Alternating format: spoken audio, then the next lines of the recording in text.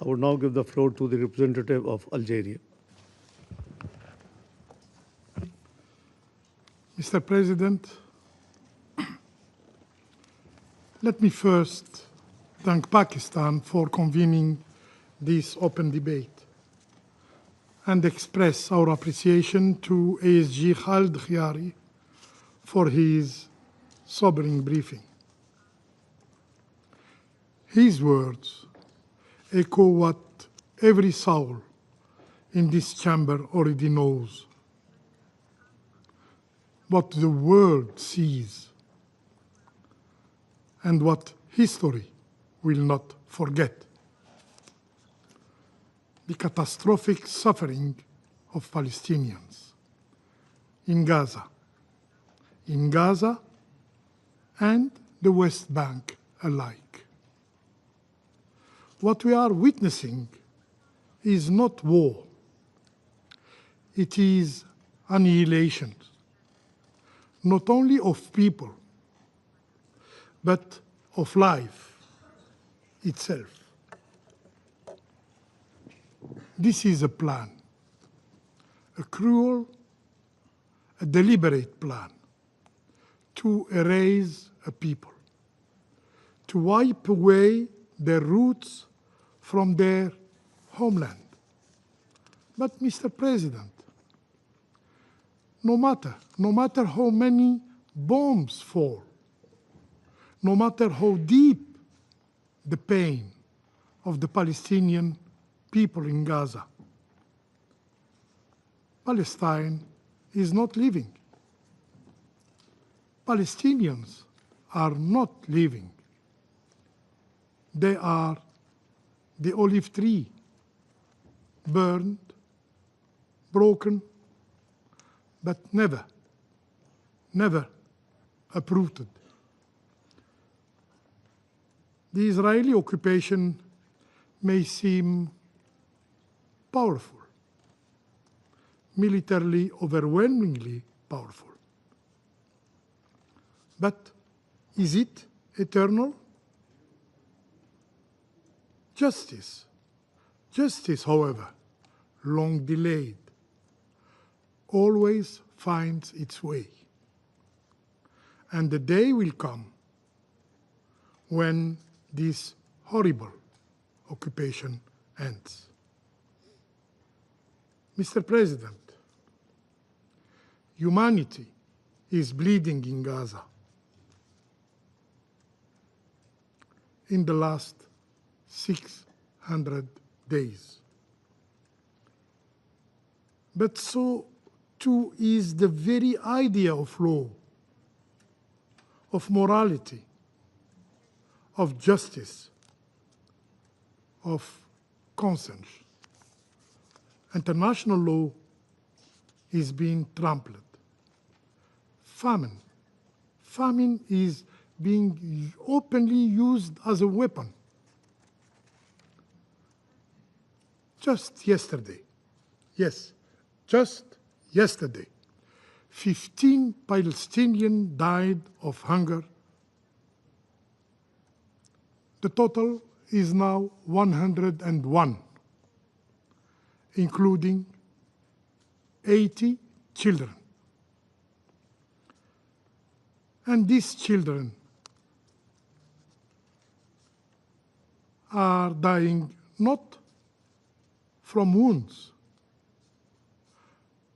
but from the silence of empty plates. In Gaza, famine is spreading like fire through dry land. It touches everyone. It affects everyone: doctors, nurses, journalists, humanitarian workers, UN staff. It affects everyone: children, mothers, the elderly. Yes, Gaza is starving, and the world the international community is only contemplating. And the Security Council is watching with no action. The cause is clear. The solution is well known. As Médecins Sans Frontières medical coordinator in Gaza said plainly, the starvation of people in Gaza is intentional. It could end tomorrow if Israeli authority allow food in at scale. But instead, aid convoys are blocked. Humanitarian centers are attacked. And the so-called Gaza Humanitarian Foundation, I should say Gaza Hunger Foundation, has tragically become a death trap. A trap endangering the very lives of the starving Palestinians that it claims feeding.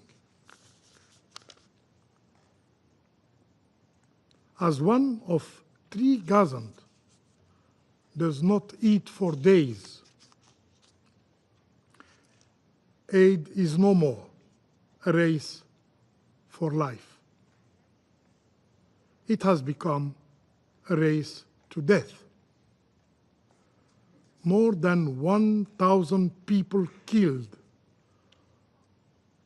over 6,500 injured, just for seeking help, just for seeking food, just for reaching out of bread. This is the blatant reality.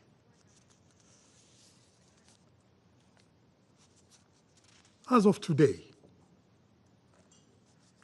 almost 60,000 Palestinians have been killed by the Israeli occupying forces, while more than 143,000 have been injured. We will not forget them. Those who have committed these crimes, yes, crimes, should not, cannot lecture us on morality, on respect of human dignity, on respect of international humanitarian law. If they are keen to know the reality in the enclave, they should allow access, free access, in Gaza of journalists, human rights mandate holders, credible international NGOs, to investigate and to report to the world on the real situation in Gaza. And today, humanitarian organizations are attacked not only in the enclave, but also in this chamber. UNRWA, OCHA, WFP, ICRC, WHO. No flag protect them anymore. no UN flag, no cross, no crescent, no dove. Why? They tell the truth about the horrible situation in Gaza. They are the witness of a genocide. Mr. President, a ceasefire is long overdue. Yes, yet this Council remains bound by silence.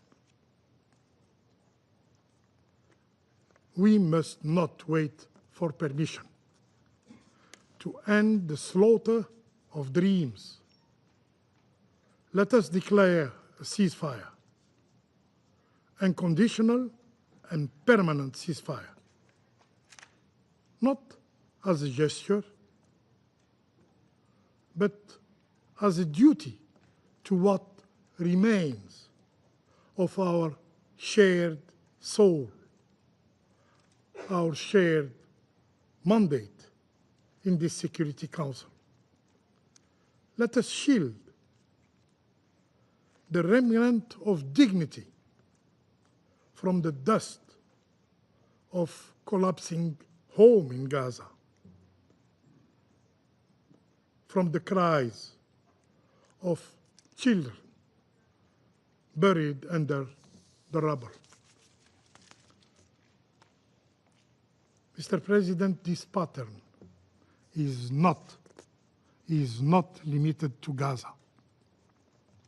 In the West Bank, we are witnessing an alarming escalation. Israel has announced a plan for further expanding settlements, open step toward annexation.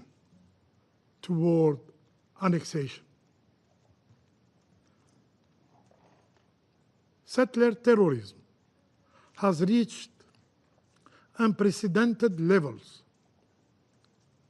Palestinians are being pushed out of their lands, of their homes. Their villages are burned. Their trees are chopped.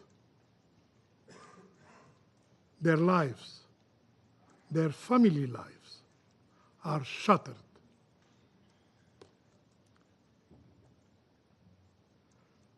Even the sacred is not spared. Settlers repeatedly assault Al-Aqsa Mosque and attacks churches. Now, the famous Ibrahimi Mosque is under threat. Algeria condemns in the strongest terms these attacks and this violation of international law. And while we speak of Palestine, while we reaffirm the inalienable right of the Palestinian people to self-determination, to sovereignty over their land, while we advocate for the implementation of the two-state solution, the Knesset voted just today, not for peace, not for justice, but to claim what is not theirs. They call occupation sovereignty, sovereignty over the West Bank. What will the international community, what will this Security Council say this time. Another statement, another immoral silence. President, to this barbarity, our answer must be enforcing respect of human rights, enforcing respect for human dignity. To starvation, our answer must be enforcing lifeline aid. To injustice, our answer must be the supremacy of law, enforcing the supremacy of law. And to the attempt to erase a nation, a Palestinian nation, our answer must be the establishment of a Palestinian state with Al-Quds Sharif as its capital. I thank you. Thank you, Mr. Representative of Algeria. I now give the floor to Representative of Sierra Leone. Thank you, Mr. President. Sierra Leone thanks the Presidency for convening this important and timely debate. The protracted crisis in the Middle East continues to demand the Council's urgent attention, principled clarity, and resolute action. I thank Assistant Secretary General Kerry for his detailed briefing. Mr. President, across the region, fragility remains a defining feature. While recent de-escalations in Lebanon and between the Islamic Republic of Iran and the State of Israel offer some measure of relief, other theaters remain dangerously unstable. Nowhere is this more pronounced than in the Syrian Arab Republic, where the resurgence of violence has taken a devastating toll. We reiterate our call for full respect and implementation of the 1974 Disengagement of Forces Agreement between Israel and Syria. All parties must uphold the